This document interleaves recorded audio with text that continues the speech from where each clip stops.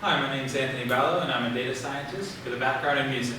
In this project, I combine those two interests as I classify audio clips by genre using a convolutional neural network. This endeavor falls under the science of music information retrieval, which aims to extract high-level musical information from low-level audio data, and has some well-known applications in recommender systems and audio identification, which I'm sure we're all familiar with.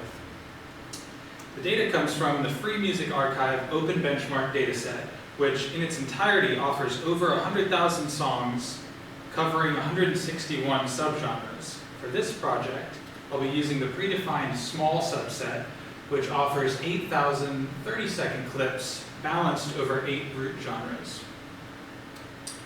As a brief introduction to convolutional neural networks, or CNNs, they're best known for their state-of-the-art performance on image classification, where they use a series of filters to scan an image, detecting features, and at each layer of the network, more complex features are found. This is known as a two-dimensional convolution since the filters scan both the x and y axis. Now, music is temporal, so typically it's processed in a sequential fashion or one-dimensionally across the time axis. But since these networks seem to excel in 2 dimensions, I wanted to see how that would apply to audio. In order to do so, we have to understand that CNNs see images as an array of numbers, where each number represents a pixel value. So to use it with audio, it has to be converted to a similar format. The Mel spectrogram represents audio in 2 dimensions, time and frequency, so as an array, those numbers represent a decibel rating instead of a pixel value, and this format allows our network to see our audio.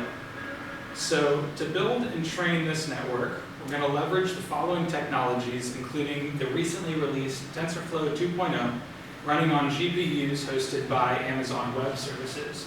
And our first task will be to distinguish between rock and hip-hop.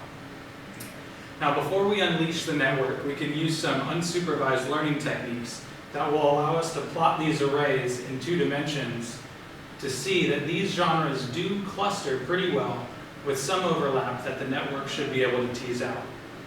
So after training on 800 examples of each genre, the network achieved a 94% accuracy on a balanced test set of 200. The darker squares represent the correct classifications, and that's not bad for a network that can't hear. When we add the more ambiguous instrumental genre, we see that in 2 dimensions we're getting a lot more overlap. And when we add this to the network, the accuracy goes to 84%, with a lot of the confusion happening around the instrumental genre. So let's see what some of the misclassifications sound like. I'll play an example that was predicted to be hip-hop with a 94% confidence, but the ground truth label was instrumental. So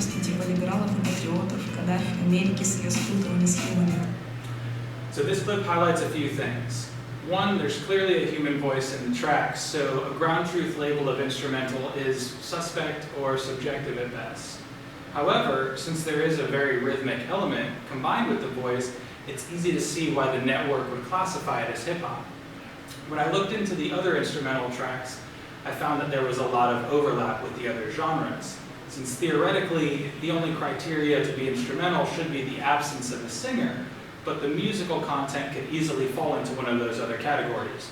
So our labeling system isn't exclusive, and it's hard for the network to learn. But in conclusion, high-level metadata can be extracted from an audio signal, and the filters are able to learn the distinguishing features of these genres. However, they can only be as good as our subjective labeling system, so it's always good to check into the misclassifications for clues about your model, your data, or your process.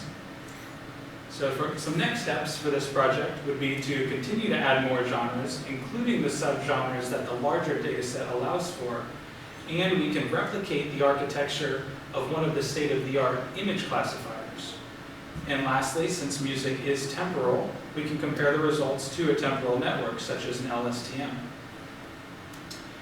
Here's my contact info and acknowledgments to the guidance and resources that were incredibly helpful during this project. Feel free to connect with me on any of these channels, including GitHub, where you'll find this project in greater detail, including the conversion process, the model architecture, and scripts to reproduce these results and expand on the project in any way you'd like. Thank you.